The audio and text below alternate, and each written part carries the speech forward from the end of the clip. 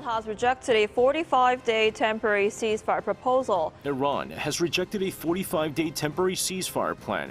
ሰላም ጤና ይስጥልን የተከበራችሁና የተወደዳችሁ የሰሞነኛ ቤተሰቦች እንደምን አላችሁ? የዕለቱን ወታደራዊ መረጃዎች ወደ እናንተ ለማድረስ ተገኝተናል።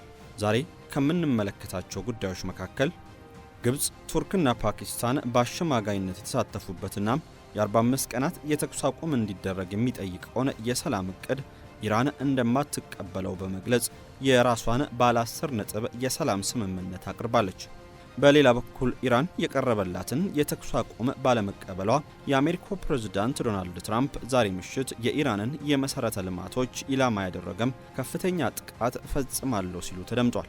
ኢራንም ላጸፋው ተዘጋጁ ብላለች። ኢራን ዛሬ ማለዳውን ወደ እስራኤል በተኮሰችው የሚሳኤል ናዳም 5 የእስራኤል ዋና ከተሞች ኢላማ መደረጋቸው ተሰምቷል።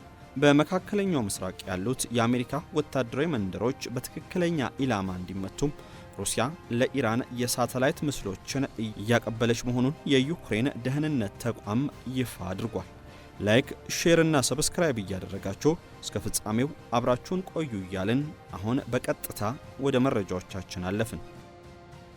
እንደ ልቦ እንደ ህልሞ የሚሆን ቤት ይፈልጋሉ? ድሪም ቢልደርስ ሪል ስቴት የልቦን የሚያደርስ የምስራች ነው ይሎታል። እጅግ ዘመናዊ ባለ 5 ኮከብ ኮምፓውንድ አፓርትመንቶችን በሲኤምሲ ከአዲስ ኢንተርናሽናል ኮንቬንሽን ሴንተር ፊት ለፊት ከ30 በመቶ እውነተኛ ቅናሽ ጋር ለሽያጭ ቀርበዋል። 100 በመቶ ለሚከፍሉ ደንበኞች ደግሞ በካሬ 62000 ብር ብቻ የፋሲካ ቅናሽ አድርገናል። ከባለ 1 እስከ 3 መኝታ እንደ ምርጫው ማማረጥ ይችላሉ። ባለ 1 መኝታ በ4 ሚሊዮን 600 ሺህ ብር ሙሉ ክፍያ፣ ባለ 2 መኝታ በ6 ሚሊዮን 700 ሺህ ብር እንዲሁም ባለ 3 መኝታ በ8 ሚሊዮን 500 ሺህ ብር። በግንባታ ሂደት ለሚከፍሉ ደንበኞች ያለምንም ዋጋ ጭማሪ በ10 በመቶ ቅድመ ክፍያ ከ620 ሺህ ብር ጀምሮ ቤቶን የራስዎ ማድረግ ይችላሉ። የ50 በመቶ የባንክ አማራጭ የተመቻቸለት ነው። ለበለጠ መረጃና ለሳይት ጉብኝት በ0960785978 ወይም በ0989567681 ፈጥነው ይደውሉ። የተኩስ አቁሙን አልቀበልም ኢራን በግብጽ በፓኪስታንና በቱርክ አሸማጋይነት የቀረበላትን የ45 ቀናት ጊዜያዊ የተኩስ አቁም የሰላም ጥሪ ውድቅ ማድረጓ ተገልጿል። በምትኩ ቴህራን ጦርነቱ ሙሉ በሙሉ በቋሚነት እንዲቆም የሚጠይቅ ባለ 10 ነጥብ ያጸፋ የሰላም እቅድ አቅርባለች። ኢራን ጊዜያዊ የተኩስ አቁም አሜሪካና እስራኤል ኃይላቸውን እንዲያጠናክሩና ተጨማሪ ጥቃቶችን እንዲሰነዝሩ እድል ይሰጣል በሚል ውድቅ አድርጓለች። ቴህራን ያቀረበችው አማራጭ በመላው ቀጠናው ግጭቶች እንዲቆሙ፣ በኢራን ላይ የተጣሉ ማዕቀቦች እንዲነሱ፣ ለዳግም ግንባታ ድጋፍ እንዲደረግና በሆርሙዝ ሰርጥ ደህንነቱ የተጠበቀ የመርከቦች ዝውውር እንዲኖር የሚጠይቁ ነጥቦችን ያካተተ ነው። ኢራን የሆርሙዝ ሰርጥን ዝግ አድርጎ መቆየትና የዩራኒየም ክምችቷን እንደ ዋነኛ የድርድር መጫወቻነት እየተጠቀመችባቸው እንደሆነ ይገመታል። ፕሬዝዳንት ዶናልድ ትራምፕ የኢራን ምላሽ በቂ አይደለም በማለት ውድቅ ያደረጉት ሲሆን ስምምነት ካልተደረሰም በኢራን የሲቪል መሰረተ ልማቶች ላይ ከፍተኛ ጥቃት እንደሚሰነዘር አስጠንቅቋል። ምንም እንኳን ትራምፕ ድርድሩ በጥሩ ሁኔታ ላይ መሆኑን ቢገልጹም የኢራን ውጭ ጉዳይ ሚኒስትር ግን ድርድር በማስፈራሪያና በወታደራዊ ዛቻ ሊካሄድ አይችልም የሚል አቋም ይዟል። እስራኤል በኢራን የፔትሮኬሚካል ተቋማት ላይ ጥቃት ማድረሷን የቀጠለች ሲሆን ኢራንም በበኩሏ ወደ እስራኤልና አጎራባች ሀገራት ሚሳኤሎችን በመተኮስ ምላሽ እየሰጠች ትገኛለች። ኢራን ሰርጡ ወደ ቀድሞ ሁኔታው እንዳይመለስና ስትራቴጂካዊ ለውጦች መደረጋቸውን አስታውቃለች። በአሁኑ ወቅት የአሜሪካው ፕሬዝዳንት የሰጡት ቀነ ገደብ ሊጠናቀቅ ጥቂት ሰዓታት ብቻ የቀሩት በመሆኑም ቀጣዮቹ እርምጃዎች ቀጠናውን ወደ መጠነ ሰፊ ጦርነት ወይም ወደ አዲስ የዲፕሎማሲ ምዕራፍ ሊወስዱት እንደሚችሉ ይጠበቃል።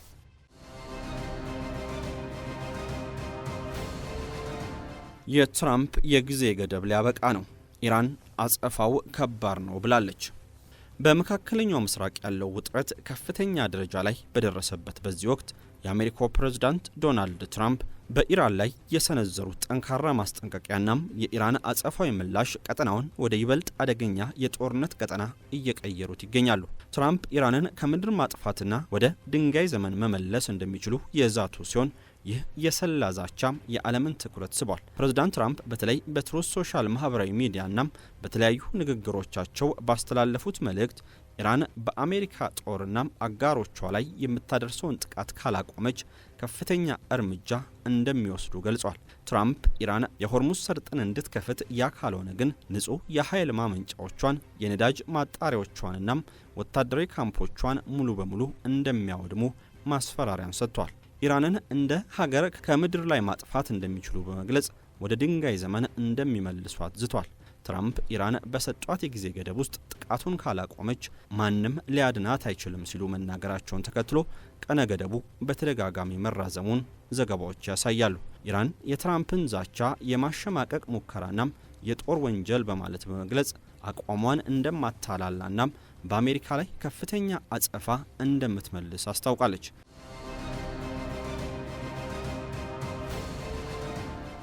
የኢራን የውጭ ጉዳይ ሚኒስትር ቃል አቀባይ እንደገለጹት ኢራን በሀገሪቱ መሰረተ ልማቶች ላይ ጥቃት ከተሰነዘረም አሜሪካ በመካከለኛው ምስራቅ ያሏትን ተመሳሳይ መሰረተ ልማቶች በማጥቃት ተመጣጣኝ ምላሽ ትሰጣለች። ኢራን የዓለም የነዳጅ መጓጓዣም ዋነኛ መንገድ የሆነውን የሆርሙዝ ሰርጥ መዝጋቷን በመቀጠል የዓለምን የነዳጅ ዋጋ በመጨመር ግፊት ማድረጓን ቀጥላለች። የኢራን ፓርላማ አፈ ጉባኤም አሜሪካ በዛቿ ከቀጠለች ራሷን በህያው ሲኦል ውስጥ ታገኛለች ሲሉ ማስጠንቀቂያን ሰጥቷል። የባለሙያዎች አስተያየት እንደሚያመለክተው ትራምፕ የኢራንን ሲቪል መሰረተ ልማቶች ማለትም የኃይል ማመንጫዎችንና ድልድዮችን ለማውደም የገቡት ቃል በዓለም አቀፍ የጦር ህግጋት የጦር ወንጀል ሊሆን እንደሚችል ነው። የሆርሙዝ ሰርጥ መዘጋት ዓለምን የነዳጅ አቅርቦት በማስተጓጎል የነዳጅ ዋጋ እንዲጨምርና የዓለም ኢኮኖሚ ላይ ከፍተኛ ጫና እንዲፈጠር እያደረገ ነው። ይህ ግጭት የእስራኤልን ተሳትፎ ጨምሮ አካባቢውን ወደ አጠቃላይ ቀጠናዊ ጦርነት ሊወስደው እንደሚችል ስጋት ፈጥሯል። የትራምፕ ዛቻ በአሜሪካ ውስጥ በተለይም ከዲሞክራቶችና ከአንዳንድ ሃይማኖታዊ ቡድኖች ተቃውሞ እየገጠመው ሲሆን የክርስትና እሴቶችን አይወክልም ተብሎ ተተችቷል። በአጠቃላይ ትራምፕ በኢራን ላይ የከፈቱት ከፍተኛ ጫናም ኢራንን ከስምምነት ማቅረብ ይልቅ ይበልጥ ወደ እልህና አጸፋዊ ጥቃት እየገፋፋት መሆኑን አሁን ላይ ያለው ሁኔታ ያሳያል። ሩሲያም ለኢራን የሳተላይት ድጋፍ እያደረገች ነው። የኢራንና የሩሲያ ወታደራዊ ትብብር ወደ አዲስ ምዕራፍ መሸጋገሩን የሚያሳዩ ሪፖርቶች እየወጡ ነው። አሁን ባለው መረጃ መሰረት ኢራን በመካከለኛው ምስራቅ የሚገኙ የአሜሪካ ወታደራዊ ጦር ሰፈሮችን በትክክል ለይቶ ለመምታት የሩሲያን የሳተላይት መረጃዎችን እየተጠቀመች መሆኑ ተገልጿል። የዩክሬን የስለላ ድርጅት ባወጣውና ሪውተርስና ዘ ታይምስ ኦፍ እስራኤል በዘገቡት መሰረት የሩሲያ ሳተላይቶች ከመጋቢት 21 እስከ 31 ቀን 2026 ባለው ጊዜ ውስጥ በመካከለኛው ምስራቅ የሚገኙ 46 ስትራቴጂካዊ ቦታዎችን ኢላማ አድርጓል። እነዚህ ቦታዎች የአሜሪካ የጦር ሰፈሮችን፣ የአየር ማረፊያዎችንና የነዳጅ ማውጫዎችን ያካትታሉ። ሩሲያ መረጃውን ለኢራን የምታስተላልፈው በቋሚ የመገናኛ መስመር መሆኑ የተገለጸ ሲሆን በቴህራን የሚገኙ የሩሲያ ወታደራዊ ሰላዮችም በዚህ ሂደት ውስጥ እገዛ እያደረጉ እንደሆነ ተጠቁሟል። የዩክሬኑ ፕሬዝዳንት ቮሎዲሚር ዜሌንስኪ እንደገለጹት ሩሲያ በሳውዲ አረቢያ የሚገኘውን የልዑል ሱልጣን አየር ማረፊያም ምስሎችን ለኢራን አጋርታለች። ይህ መረጃ ከተጋራ ከጥቂት ቀናት በኋላ መጋቢት 27 ቀን 2026 ኢራን በጣቢያው ላይ ጥቃት በመሰንዘር የአሜሪካንን E3 ሴንትሪ ኦክስ የራዳር አውሮፕላን አውድማለች።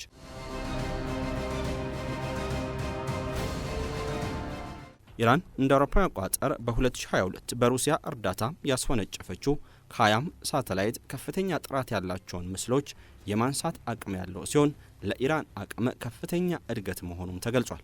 ከሳተላይት መረጃ በተጨማሪ ሩሲያም ለኢራን በሳይበር ደህንነትና በድሮን ቴክኖሎጂ ድጋፍ እያደረገች መሆኑን ሪፖርቶች ያሳያሉ። ይህ ትብብር ኢራን የአሜሪካን የአየር መከላከያ ስርዓቶችን ሰብራ ለመግባት የሚያስችላትን ከዩክሬን ጦርነት የተገኘ ልምድ እንድታገኝ እየረዳት እንደሆነ ተገልጿል። ሩሲያ እነዚህ ክሶችን ሐሰተኛ ስትል ብታጣጥላቸውም የምዕራባውያን የስለላ ተቋማት ግን የሁለቱ ሀገራት ወታደራዊ ትብብር ለአሜሪካ ወታደሮች ደህንነት ከፍተኛ ስጋት እየፈጠረ መሆኑን እያሳሰቡ ይገኛሉ።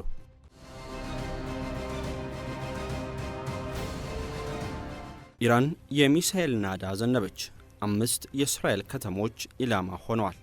ኢራን በዛሬው ዕለት በእስራኤል ላይ መጠነ ሰፊ የሚሳኤል ጥቃት የፈጸመች ሲሆን ጥቃቱም ቢያንስ 5 ዋና ዋና የእስራኤል ከተሞችና ወታደራዊ ተቋማትን ኢላማ ያደረገ ነበር።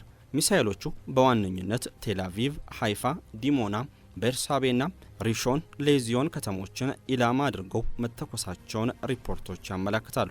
ኢራን በዚህ ጥቃት ላይ የሚከፋፈሉ ሚሳኤሎችን የተጠቀመች ሲሆን ይህም የእስራኤልን የአየር መከላከያ ለመበተን የታለመ ስልት መሆኑ ተገልጿል። በሃይፋ ከተማ የሚሳኤል ፍንጥርጣሪዎች በመኖሪያ ቤቶች ላይ ጉዳት ያደረሱ ሲሆን በርካታ ሰዎች ቀላልና ከባድ ጉዳት ደርሶባቸዋል። በተጨማሪም በሻሮን ፕሌንና በማዕከላዊ እስራኤል አካባቢዎች የፍንዳታ ድምጾች ተሰምቷል። ኢራን በአንድ ጊዜ በርካታ ከተሞችን ኢላማ ማድረጓም የእስራኤልን የአይረን ዶምና አሮ የመከላከያ ስርዓቶች አቅም ለማዳከም የተደረገ ሙከራ እንደሆነም ወታደራዊ ተንታኞች ይገልጻሉ። ጥቃቱ በሰሜን በማዕከልና በደቡብ እስራኤል የሚገኙ ከተሞችን ማዳረሱም በሲቪል ህዝቡ ላይ ስጋት ለመፍጠርና የእስራኤል ደህንነትን ለማናጋት የታለመ ነው። ይህ ጥቃት በመካከለኛው ምስራቅ ያለውን ጦርነት ወደ አዲስ ምዕራፍ ያሸጋገረ ሲሆን እስራኤልም በማንኛውም ጥቃት ላይ የአጸፋ እርምጃ እንወስዳለን በማለት ዝግጅቷን አጠናክራለች። አሜሪካና ሌሎች ምዕራባውያን ሀገራት ጥቃቱን ያወገዙ ሲሆን ሁኔታው ወደ መጠነ ሰፊ ቀጠናዊ ጦርነት እንዳያመራም ስጋታቸውን ገልጿል። ሲኤንኤንና ኢንስቲትዩት ፎር ስተዲ ኦፍ ዋር እንደዘገቡት ከሆነ የአሜሪካ የባህር ኃይል መርከቦችም ሚሳኤሎቹን በመመከት ረገድ ከእስራኤል ጋር ሲተባበሩ ነበር። እንደ ልቦ እንደ ህልሞ የሚሆን ቤት ይፈልጋሉ? ድሪም ቢልደርስ ሪል ስቴት የልቦን የሚያደርስ የምስራች ነው ይሎታል። እጅግ ዘመናዊ ባለ 5 ኮከብ ኮምፓውንድ አፓርትመንቶችን በሲኤምሲ ከአዲስ ኢንተርናሽናል ኮንቬንሽን ሴንተር ፊት ለፊት ከ30 በመቶ እውነተኛ ቅናሽ ጋር ለሽያጭ ቀርበዋል። 100 በመቶ ለሚከፍሉ ደንበኞች ደግሞ በካሬ 62000 ብር ብቻ የፋሲካ ቅናሽ አድርገናል። ከባለ 1 እስከ 3 መኝታ እንደ ምርጫው ማማረጥ ይችላሉ። ባለ 1 መኝታ በ4 ሚሊዮን 600 ሺህ ብር ሙሉ ክፍያ፣ ባለ 2 መኝታ በ6 ሚሊዮን 700 ሺህ ብር እንዲሁም ባለ 3 መኝታ በ8 ሚሊዮን 500 ሺህ ብር። በግንባታ ሂደት ለሚከፍሉ ደንበኞች ያለምንም ዋጋ ጭማሪ በ10 በመቶ ቅድመ ክፍያ ከ620 ሺህ ብር ጀምሮ ቤቶን የራስዎ ማድረግ ይችላሉ። የ50 በመቶ የባንክ አማራጭ የተመቻቸለት ነው። ለበለጠ መረጃና ለሳይት ጉብኝት በ0960785978 ወይም በ0989567681 ፈጥነው ይደውሉ።